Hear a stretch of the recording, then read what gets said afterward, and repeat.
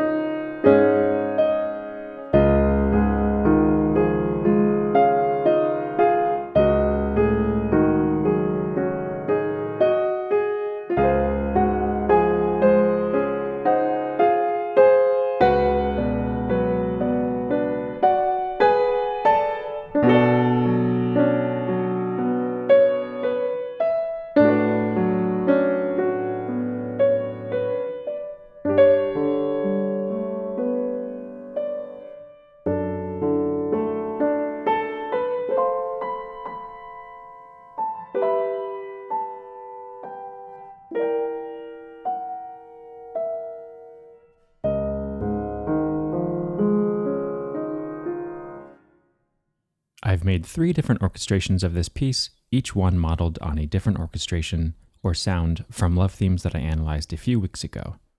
My first orchestration is modeled after Mahler's Adagietto from his 5th Symphony. The instrumentation in that movement is just strings and harp, so that's what I've chosen as well. I want to first discuss strategies for orchestrating, and I like to do that by looking at the piano score. So I'll start at measure 1. There are 3 different parts to this texture: the melody, which I've colored in green, the left-hand 8th notes in orange, and a few right-hand harmonic supporting notes in blue. Let's start with the easiest, the melody. The instrumentation will be string section plus harp, so we have a few options for this melody. It's unlikely that I'd give this to second violins or basses, so that leaves first violins, violas, and cellos as options. Let's hear it first in the first violin section.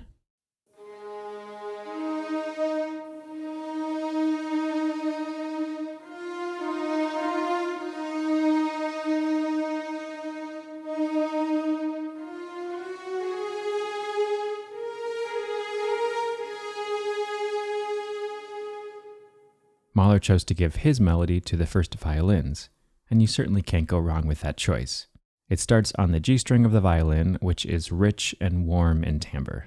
One of the nice things about starting this with first violins is that you can have the rest of the strings below the melody in register. You don't really have to worry about balancing dynamics among the sections, so overall I'd say it's the most straightforward and probably the easiest option. Okay, so here's how it would sound in the violas.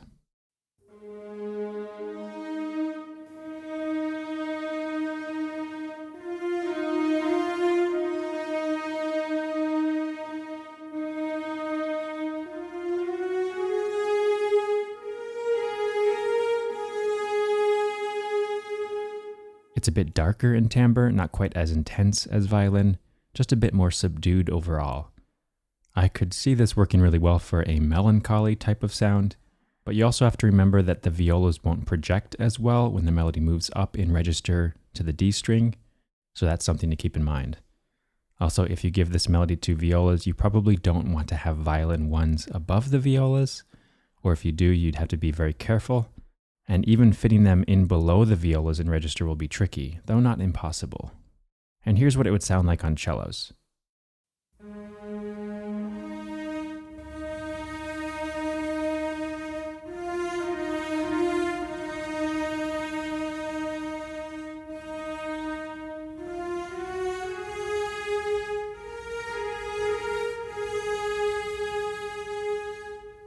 Because it's up on the A string of the cello, it's going to be a bit brighter with a more focused intensity than the other options.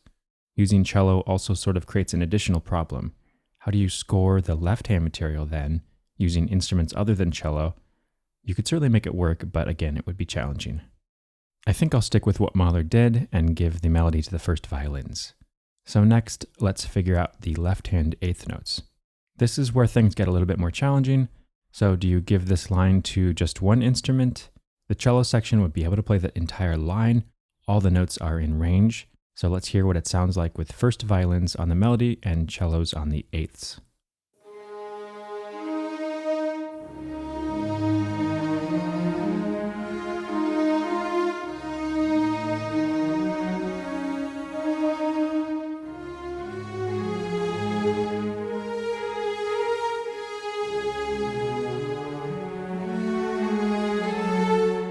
This works fairly well, I think. The cellos could certainly play the entire line on their own, but you could also split this line up between the strings and have each section sustain their notes through the measure.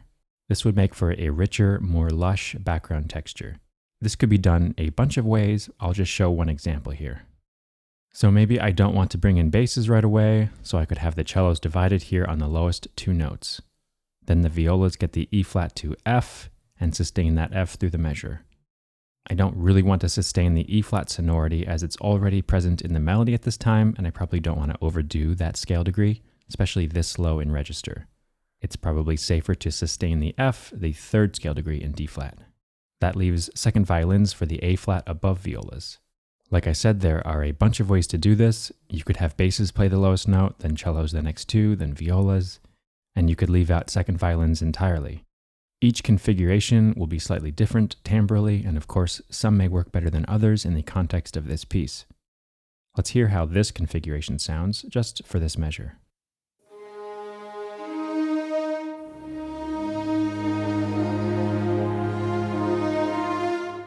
It's important to pay attention to the intervals formed between these sustaining harmony notes. You always have to keep in mind spacing between notes in each register. These two notes are in a fairly low register, and in this range, a fifth will be fairly warm and perhaps a little dark sounding. The higher you go, the closer the intervals can be without worrying about being too muddy, hence the interval of a third between violas and second violins. If you felt that the fifth interval in the cello section was too dark sounding for what you were going for, then perhaps something like this would be better. Now the two lowest sustaining notes, the low D flat and the F, are a tenth apart. So that's a much larger interval than a fifth, and thus will have a thinner sound in the low register. One of these options isn't necessarily better than the other option, it just depends on what you want for that moment in the music.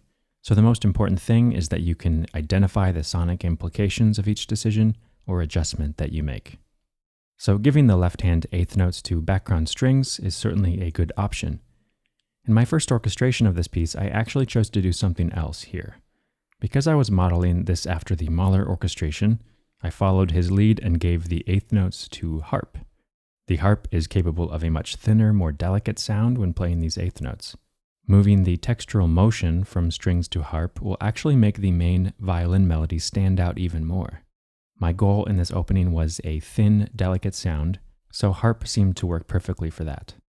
I'll play just the harp part now, and you'll notice that in measures 1 and 2, I have the harp continue ascending eighth notes through the measure instead of stopping on beat 3, as it's written in the piano part. This helps to maintain the forward momentum.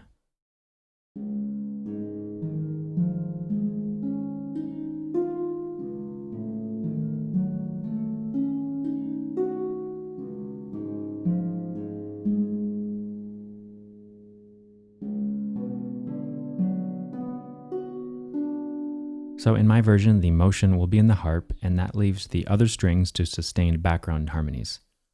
To pick which sustaining notes to give those instruments, I'll certainly use the notes colored in blue, but I'll also choose notes from that left-hand eighth note part to sustain as well, thinking obviously about chord spacing throughout. To demonstrate my thought process for scoring these harmony notes, I'd like to reference the score to Mahler's Adagietto.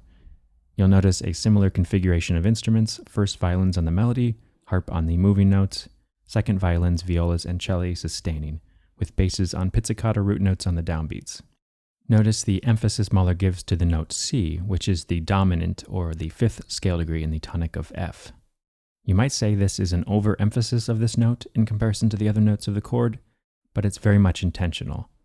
Mahler is very careful to not overscore the tonic note of F here, as the violin melody resolves to F in beat 2. And the emphasis of the dominant C gives this moment a sense of mystery, as though the music is floating in a dreamlike state. So I decided to do something very similar in my orchestration. Like the Mahler orchestration, I have basses pizzicato on the downbeats. This establishes the tonic, but the pizzicatos allow there to be more open space through the rest of the measure and a lighter, more delicate timbre. So then the lowest sustaining note is the A flat, which is the dominant or fifth scale degree of the chord. It's in the cello here. The next note is a sixth interval above. Like the Mahler, I'm having the violas play divisi here on the F and A flat. So I'm already doubling that A flat of the chord. I think choosing to divide the violas in half works pretty well here, as their timbre on the C string is dark, and so dividing them thins out that sound a bit. That leaves second violins. I chose to add a note here that wasn't in the piano score.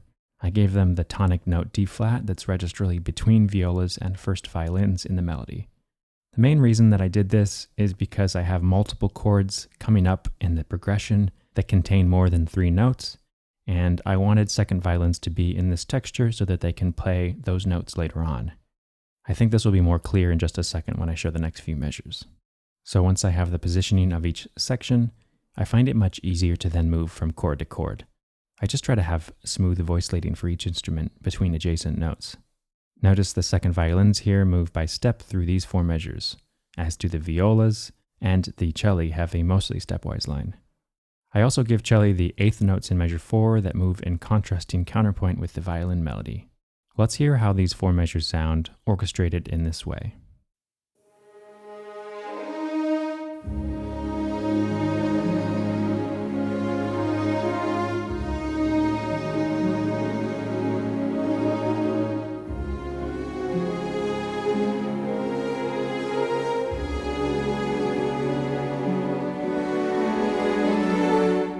So moving on to the next 4 measures, I continue the same basic configuration with first violins on the melody, harp on the 8th notes, second violins, viola, and cello on the sustaining notes underneath the first violins, and basses once again on the downbeats with pizzicatos. For most of these measures, there's only 1 chord, but in measures 7 and 8, beat 4 is a different chord than the rest of the measure, so I decided to have basses pizzicato on beat 4 of those measures as well.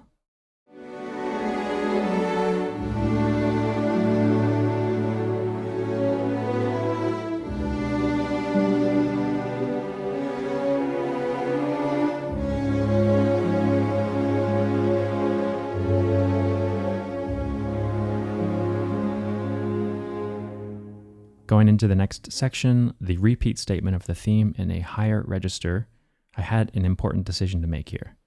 These pickups lead us into the melody, and I decided to have both violin sections in unison. I could have chosen just first violins again, or perhaps first and second violins in octaves, but I thought that both violin sections in unison fit the less is more idea that I'm sticking with. Simpler doesn't necessarily mean worse here, and I really want that melody to stand out specifically in that exact register. Here are the next 4 measures of the piano score. So both violin sections are on the melody now, and so I'll give the right hand 8th notes to violas. There's quite a bit of space, however, in the middle part of the register, and I felt that I needed something else in this range. My solution was to divide the violas once again in half, with the top half violas on the moving 8ths that I mentioned, and the second half violas on a new line right below. I also think the quarter note motion works nicely as a contrast to the 8ths in the upper violas, as well as the longer sustains in the other string parts. Let's hear just these viola divisi parts.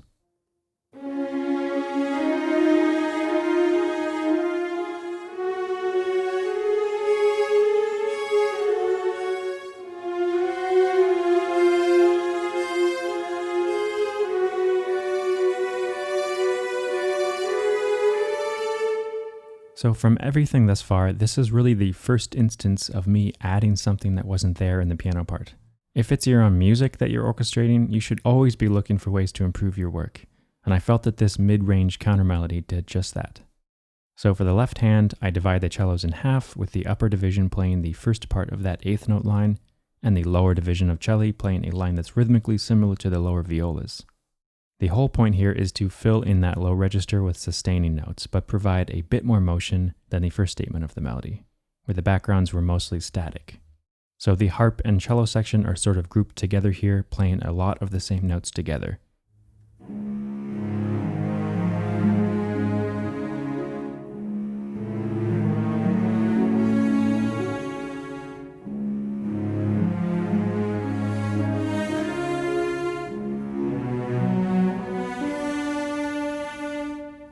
I also have basses on the downbeats, still with pizzicatos.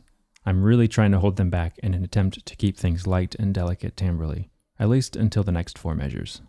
So starting in measure 13, the pedal D flat finally moves down to B natural, then descends by step through these 4 measures.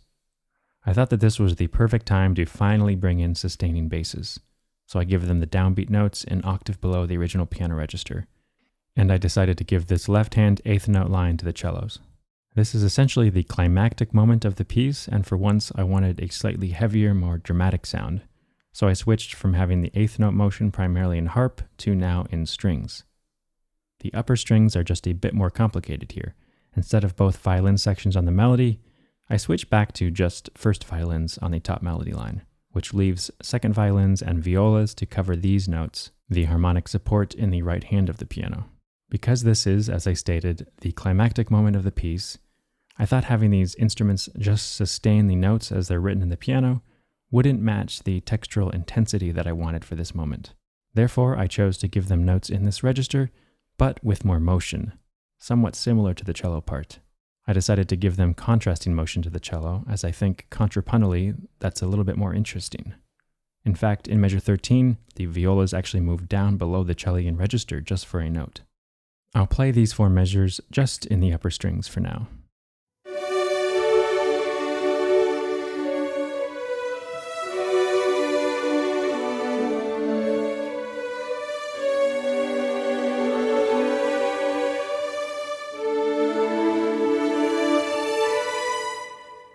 Measure 16 is then an ascending gesture that leads us into the next few measures. Measures 17 through 19 are musically sort of an outlier in this piece, a brief textural change before returning to the original tonic of D flat major in measure 20. There are a lot of ways in which you could highlight this textural change through orchestration. I actually chose the less is more method again, and just stuck with first violins on the top melody line, then second violins, violas, and cello on their own notes in that order, basically playing exactly what's in the piano part.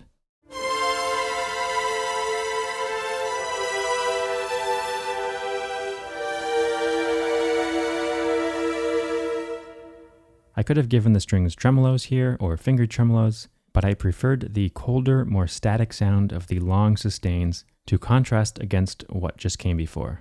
In measure 20, I then return to the same sort of orchestration as the beginning, with harp on eighth notes, basses on pizzicato, cellos now divisi, the low division sustaining the tonic D flat with the upper division highlighting the first bit of the eighth note line. Violas are sustaining the first part of the measure and then pick up that moving eighth note line from the cello at the end. So before I play the full orchestration from the beginning, I should mention that I re-notated the harp part to account for pedaling. As it turned out, the easiest way to do this with the fewest pedal changes was to use the enharmonic equivalent to the key of D flat major, so now the harp part is written mostly in C sharp major. I'm planning on making a short video on harp pedaling, so if you're confused, don't worry about that for now. Let's hear this full orchestration from the beginning.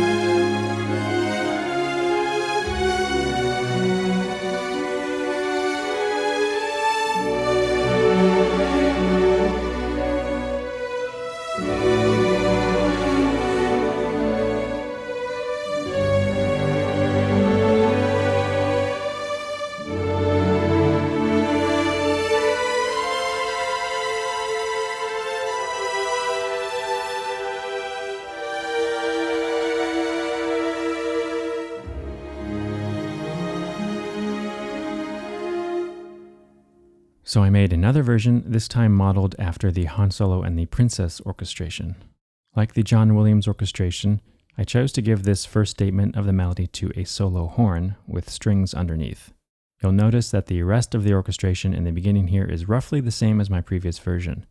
The two main differences are, obviously the first violins are no longer on the melody, so I'll give them sustains, like the rest of the strings. The other main difference is that I have the sustaining strings muted, which will create a silkier timbre overall underneath the horn solo. The first violins are actually now positioned above the melody, but with a low dynamic and static rhythms, the higher register won't distract from the horn. The entire first statement of the melody follows similarly, but in the second statement, I bring in the upper woodwinds on the melody. That's 2 flutes, an oboe, and English horn on the melody. Clarinets and bassoons have sustains in the low register. In the strings, the low strings are essentially as they were in the previous orchestration. The difference is now, to balance against more instruments, I needed more eighth note presence. I have both violin sections now on the pulsating eighth notes. Violin 2s actually have what was originally in the upper division of the violas in the previous orchestration, and so violin 1s have the same rhythm but are positioned above violin 2s, working in contrasting motion. In the next section, the climactic moment of the piece, I keep the orchestration very simple once again, with upper woodwinds on the melody in octaves, a clarinet, bassoon, and cello on the counter melody, and then low brass and the rest of the strings on sustains underneath the melody. And we get to the last 4 measures here, again keeping things very simple. I have 2 flutes and first violins on the melody.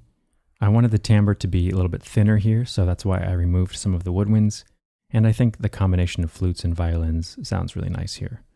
Below them I have upper woodwinds doubling with the same configuration of strings that I had in my previous orchestration.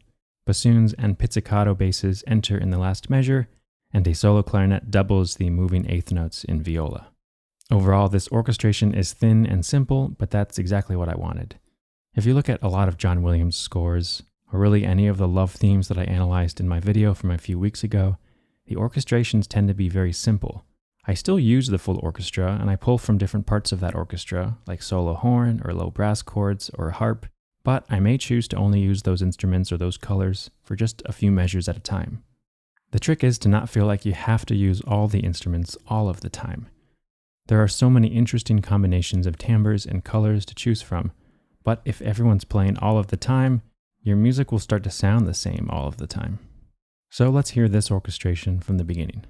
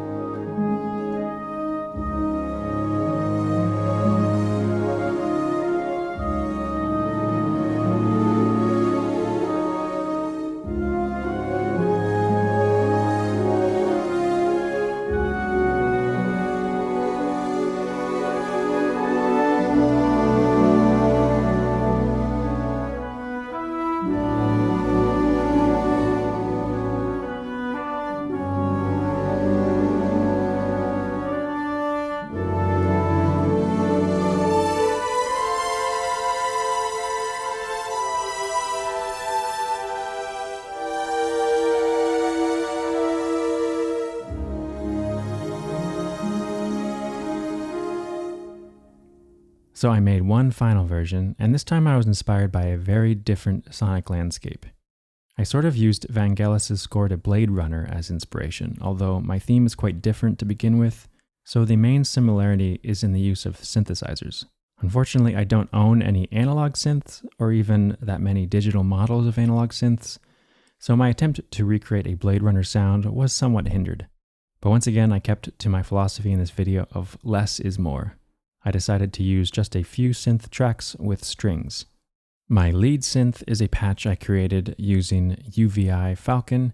It's very simple. I basically just stacked slightly detuned saw waves and used the mod wheel to control the cutoff frequency of a low-pass filter. I added a bunch of reverb, some compression, and some saturation, and that's about it.